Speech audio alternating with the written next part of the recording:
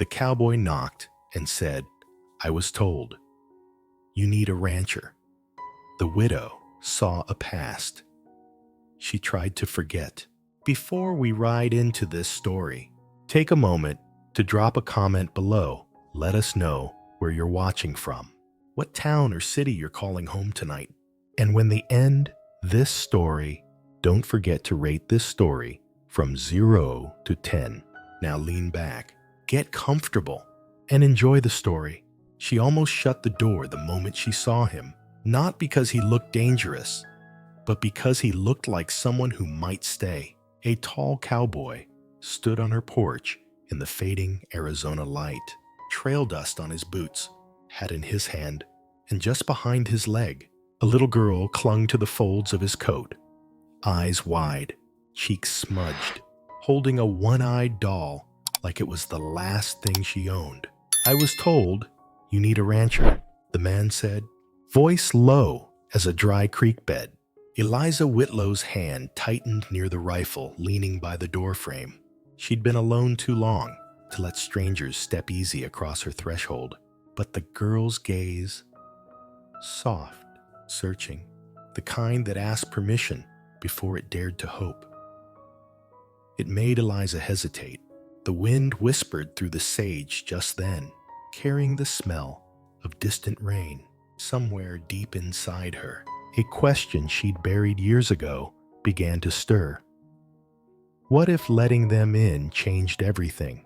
The Arizona sun was bleeding out behind the jagged line of the Dragoon Mountains, throwing copper light across the flats until even the dust seemed to glow. Out here, dusk didn't just fall, it settled in like an old debt, slow and certain.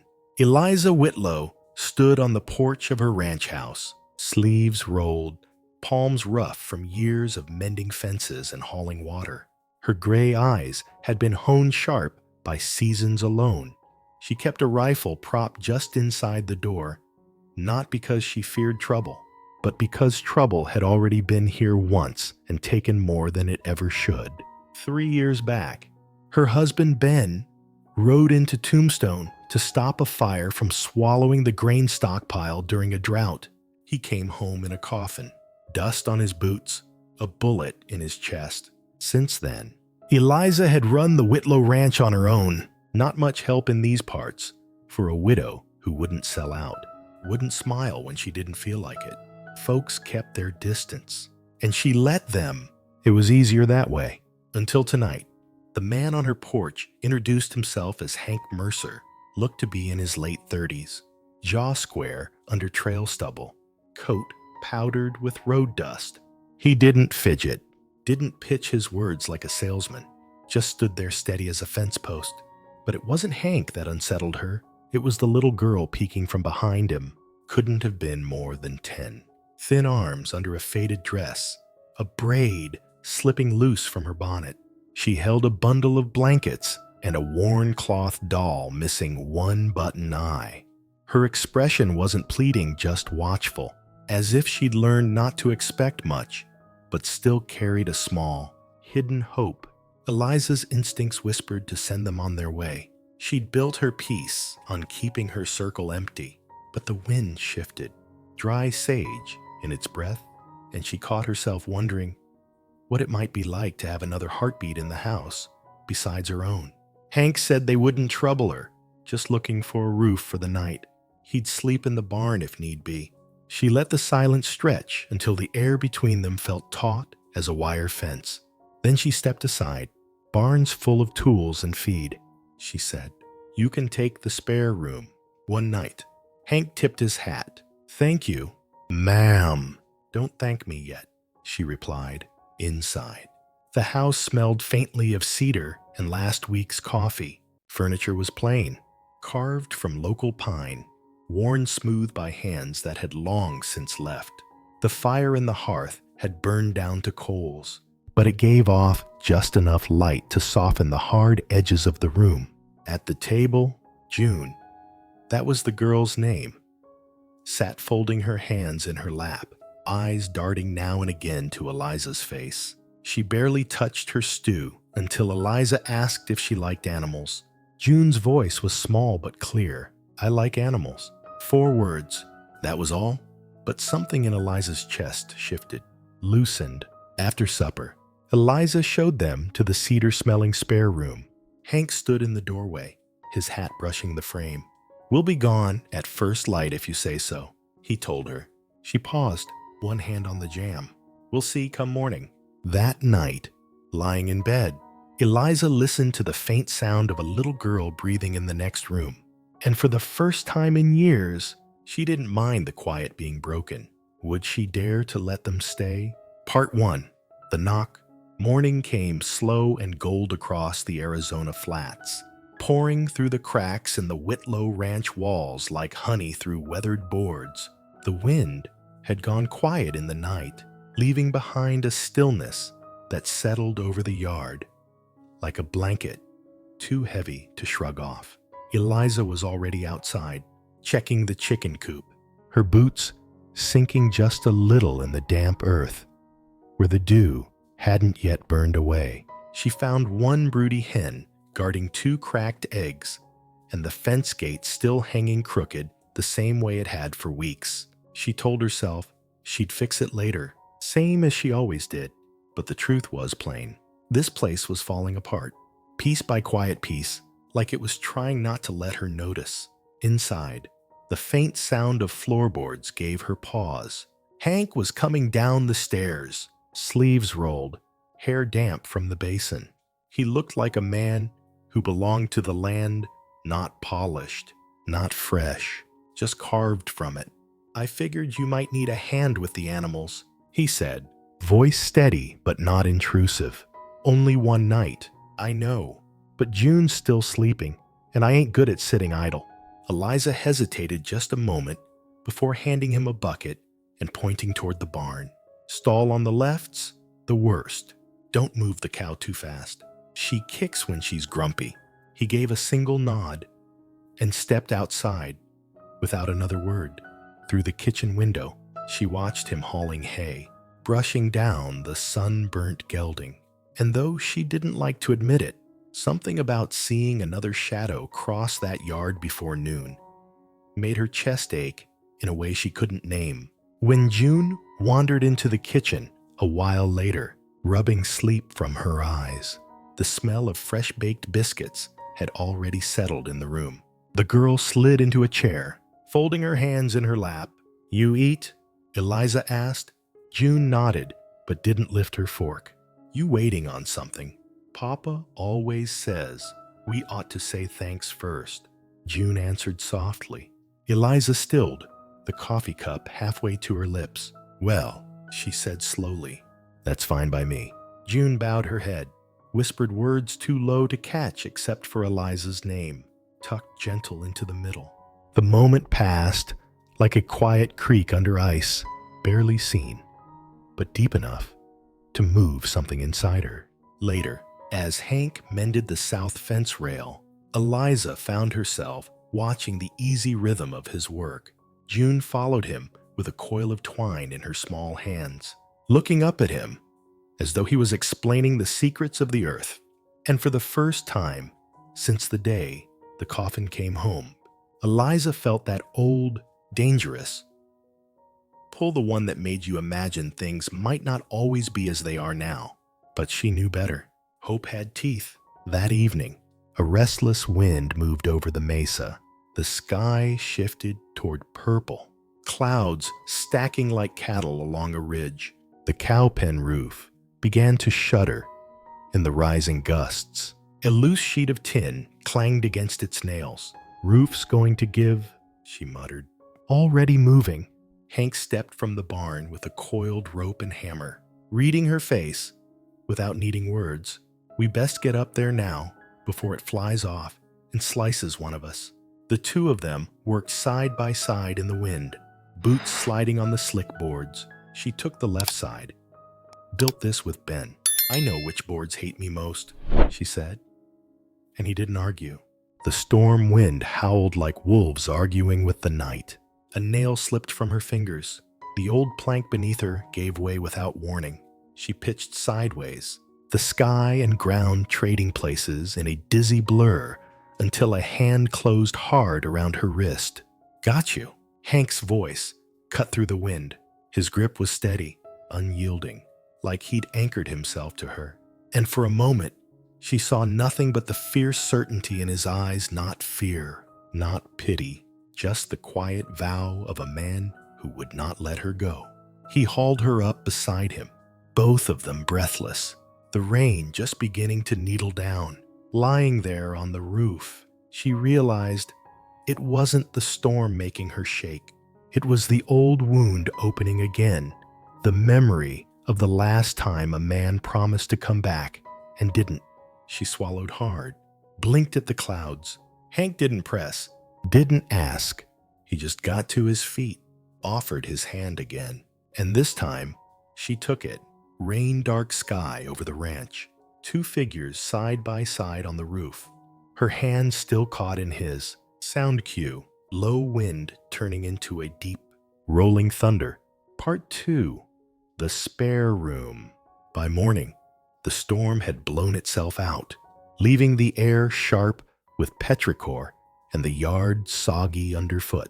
A pale light spilled across the flats, making every raindrop on the fence wire glint like cold beads.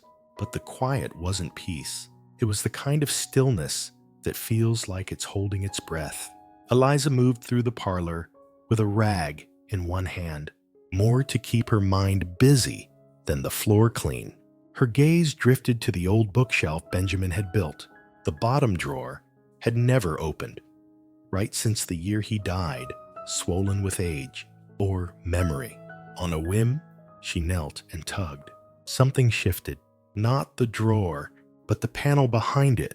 It gave just enough for her fingers to slip in. She drew out a bundle of letters, bound in string, darkened by dust and time.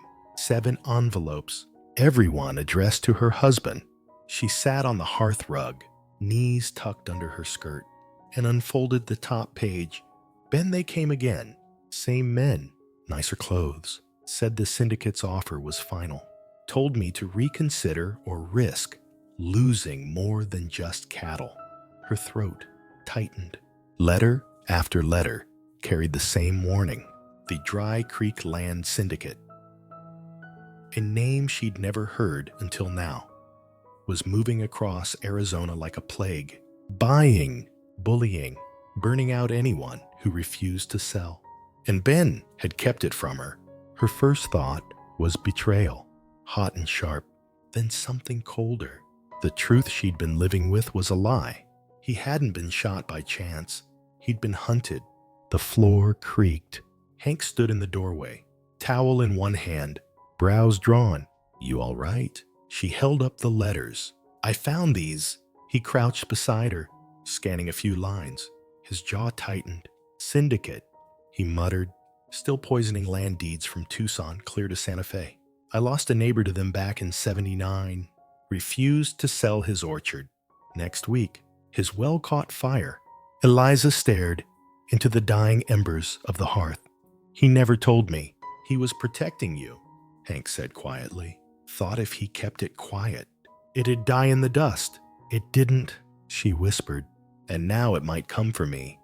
For June." Hank's eyes met hers, steady and unflinching. "Then we won't let it." Before she could answer, the sound came slow, deliberate hoofbeats on the hard-pan road. A rider dismounted in front of the porch, tall, fine coat, polished boots, smile that didn't touch his eyes. "Name's Silas Vane," he said smoothly. "I believe we have business." Hank stepped into the yard, hand near his work knife. "What kind of business?" Silas produced a folded paper. "Seems your late husband left behind a considerable debt.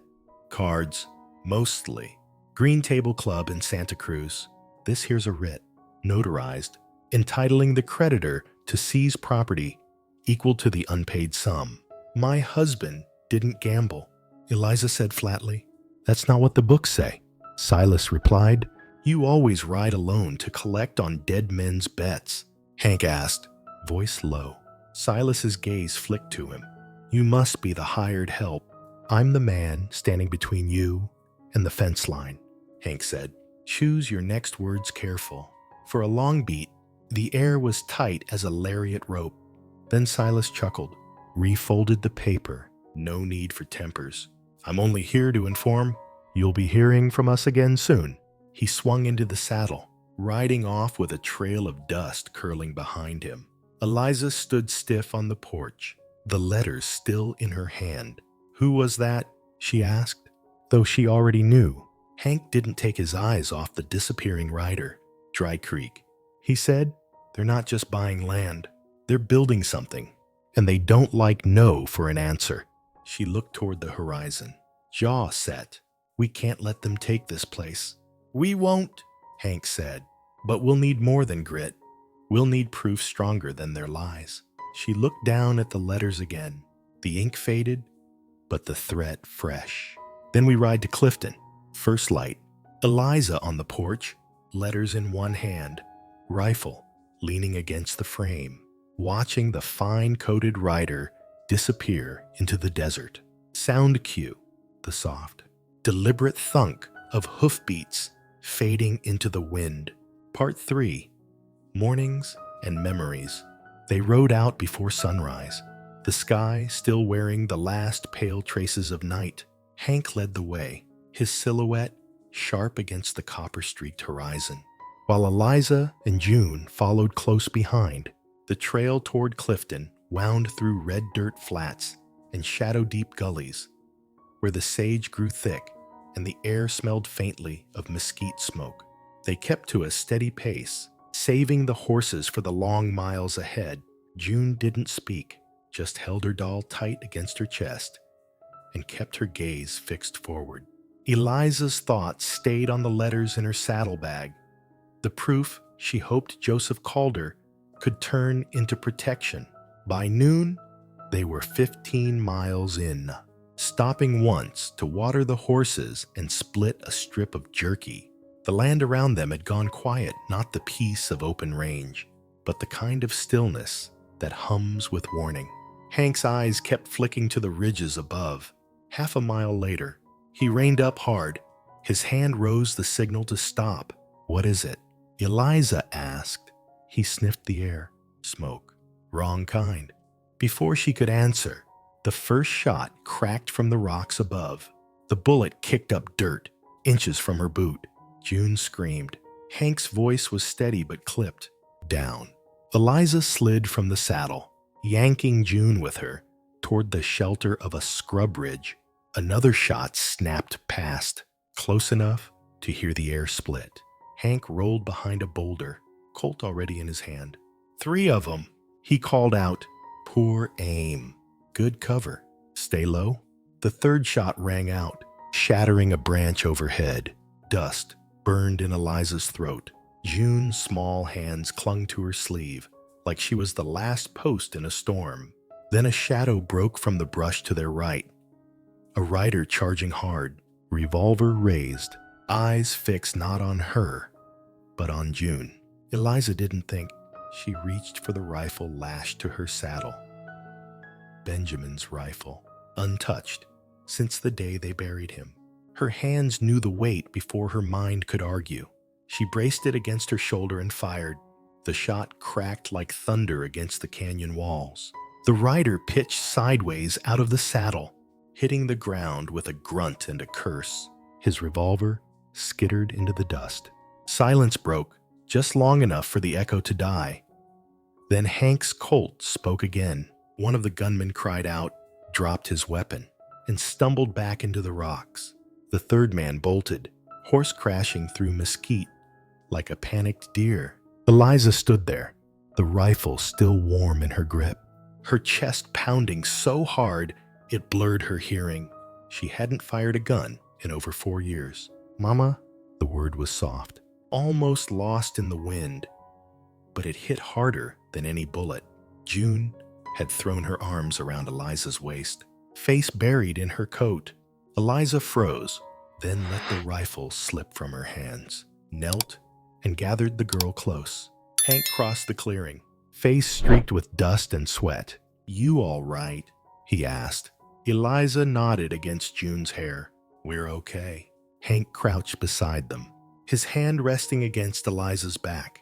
For a moment, the three of them stayed there in the shadow of the ridge, just breathing, the smell of gunpowder fading into the dry air. When they rode into Clifton hours later, word of the ambush had already run ahead of them. Folks were gathered near the courthouse steps, their faces turned toward the newcomers. Joseph Calder was waiting, papers in hand, spectacles flashing in the afternoon light. "You weren't wrong," he said without greeting. "They're trying to push through a claim based on forged debt. Can you stop it?" Eliza asked. Calder nodded once. "Not alone, but you're not alone anymore." Eliza kneeling in the dust, rifle fallen beside her, holding June tight while Hank stands over them, all three framed by the red rock canyon and the smoke-hazed air. Sound cue. The sharp crack of her rifle shot fading into the deep hush that follows danger.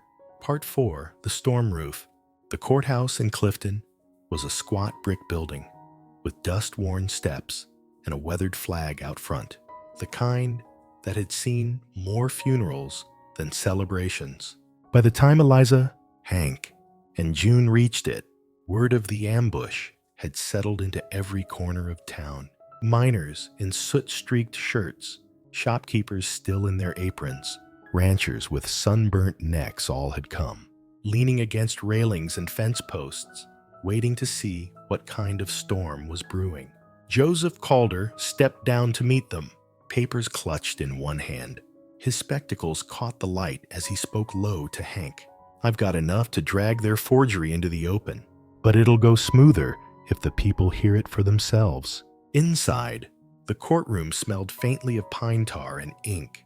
At the far end, Silas Vane stood flanked by two men in fine waistcoats, one holding the fraudulent deed like it was a trophy. Silas's smile was still in place, too easy, too sure, the smile of a man who thought the game was already won. Mayor Trumbull rapped his gavel. "What's all this about?" Calder stepped forward, papers raised. "These are the original documents proving ownership of Whitlow Ranch, paid in full by Benjamin Whitlow. 3 witnesses, notarized signatures." He unfolded another sheet, and these correspondence warning of threats, coercion, and attempted fraud by the Dry Creek Syndicate. Silas let out a soft laugh. "That's hearsay." Desperation. "The law recognizes debt." Calder's voice sharpened. "The law recognizes truth, and the truth is this town has been stalked by thieves in fine coats long enough. I'll ask every man and woman here, how many of you have had offers, threats, or promises of easy money to part with your land?" A murmur rippled through the crowd. Old Man Barrow from the feed store raised his hand, then Miss Emery, the school teacher, then more half the room's hands in the air. The rest nodding grim agreement. Mayor Trumbull's jaw tightened. "Mr. Vine, you and your men have 10 minutes to get out of Clifton. You come back with more tricks. It won't be a courtroom you'll answer to. It'll be the people you tried to cheat." Silas's composure cracked for the first time. "You don't have that kind of authority." "I do," the mayor said evenly, "when the people stand behind me." The room rose as one chair's scraping, boots thudding like war drums on the planks. Silas glanced around, saw no escape in any face, and slipped toward the side door. His men followed, their fine boots raising more dust than dignity. Outside, the heat had shifted. It wasn't just the sun. It was the air itself, lighter, stronger. The town hadn't just chased off a predator. It had decided to keep watch over one of its own. By afternoon, the deed to Whitlow Ranch lay in Eliza's hands, sealed and signed in fresh ink. Calder placed it there like a benediction. "It's yours," he said simply.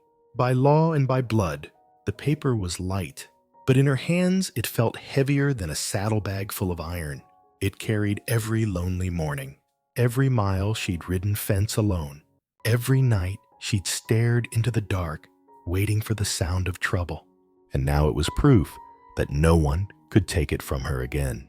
They rode home as the sun dipped low, dust curling in the gold light. The wind was warm at their backs, the miles rolling easier than they had in years. At the ranch, the place looked different. Not fixed, the fence still leaned. The coop door still squeaked, but it didn't feel like it was crumbling under her anymore. It felt like it was holding. That night, just as the sky slipped into velvet dark, the first knock came. Mrs. Emery stood on the porch with a lantern in one hand and a bundle of wildflowers in the other. "For the fence," she said softly. Then came Mr. Barrow, 2 young ranch hands from downriver, the widow who ran the mess hall, each with a lantern, each lighting it and hanging it on her fence, her porch, her old corral gate. No speeches, no fuss, just flame after flame blooming in the night. By the time the last lantern was hung, the Whitlow Ranch glowed warm against the prairie dark, a beacon you could see clear to the far ridge. Eliza stood on the porch beside Hank and June. The 3 of them bathed in the soft gold light. For the first time in years, she didn't feel like she was standing watch over an empty place. She was standing in the heart of a home. Lanterns glowing along the fence line, warm light spilling across the yard as Eliza, Hank, and June stand together on the porch. Sound cue, soft chorus of crickets under the hiss-low hum of lantern flames in the night air. Part 5. The letters. The lanterns swayed gently in the night breeze, their light flickering across the yard like soft gold water.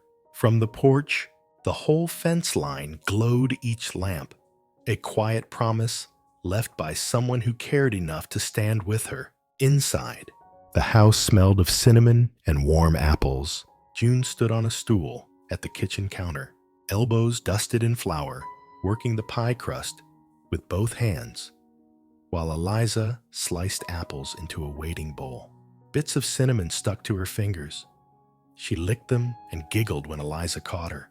Through the open window, Hank's hammer rang in slow, steady rhythm as he worked on the half-finished stable. He paused now and again to glance toward the house. More than once, he caught sight of June laughing, Eliza's hair falling loose from its braid as she leaned over the counter. And every time, something in his chest eased like a knot that had been tightening for years was finally loosening. By the time the pie was cooling on the sill, the shadows had stretched long over the yard. Hank was leaning against the porch rail when Eliza stepped out, wiping her hands on her apron. The air smelled faintly of sage, sweetened by the cooling pie, and the evening chorus of crickets had begun. She joined him without a word. For a while they just stood there, looking out at the lantern-lit fence. Then Hank spoke, his voice low, as if afraid to disturb the moment. "I didn't come here just to help." Eliza turned to look at him, eyes unreadable in the dim light. "I came to stay," he said simply. "If you'll have me." The wind moved through the mesquite, whispering like an old friend. Eliza didn't answer right away. She studied him, the scar along his jaw, the hands that had mended her fences and steadied her roof, the man who had never once asked for anything more than to pull his weight. Finally, she gave the smallest smile. "Supper's at 6. Don't be late." Hank let out a breath. Might have been a laugh, might have been relief. And for the first time since he'd ridden down her trail, it wasn't the land or the house or the firelight that felt like home. It was her. Later, after June had gone to bed and the last of the lantern flames had burned low, the 3 of them sat in their porch chairs. June was curled up under a blanket, leaning into Eliza's side, her doll tucked between them. Hank sat close enough that his hand rested on Eliza's without needing permission. No one spoke much. They didn't need to. The quiet was no longer an empty thing. It was a shared thing, the kind that warms you more than any fire. Out on the horizon, the desert night stretched wide and stitched with stars, and in that glow of fading lantern light, the Whitlow Ranch didn't just stand against the dark. It lived in it as something whole, something steady, something that finally belonged to them all. Legendary final image for this part. 3 porch chairs, side by side, under the soft halo of the last lantern light. June curled between Eliza and Hank. Beyond them, the fence line glows faintly against the open dark. Sound cue, crickets, a low wind through sage, and the faint hiss of a dying lantern wick. Some houses are built with nails and boards. Others are built with hands that keep showing up day after day, even when the work's hard and the reward's slow. And some are built with hearts that find each other when they've been wandering too long in the cold. Eliza Whitlow never set out to find another man. Hank Mercer never rode looking for another home. June never asked for a mother again, but out on that strip of Arizona dirt, under lantern light, and a sky so wide it could carry all their losses, they found something worth keeping, worth fighting for.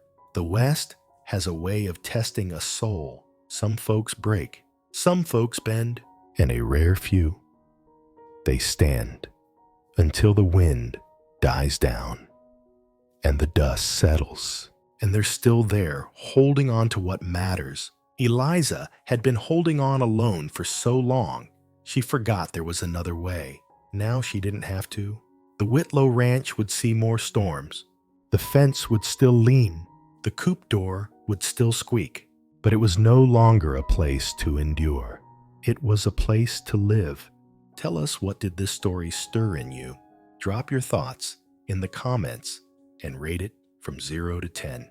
And if you want more stories like this one, make sure to subscribe and ring that bell so you never miss a ride. If this story touched something in you, the next one goes even deeper. And if you've ever chosen silence over revenge, comment, "I understand, Hank." So hold this picture in your mind. A ranch fence lined with lanterns, the porch lit soft against the night, 3 chairs side by side, not a sound, but crickets and the quiet breathing of folks who have finally stopped running. That's the heart of the West, and it's still beating. Friend,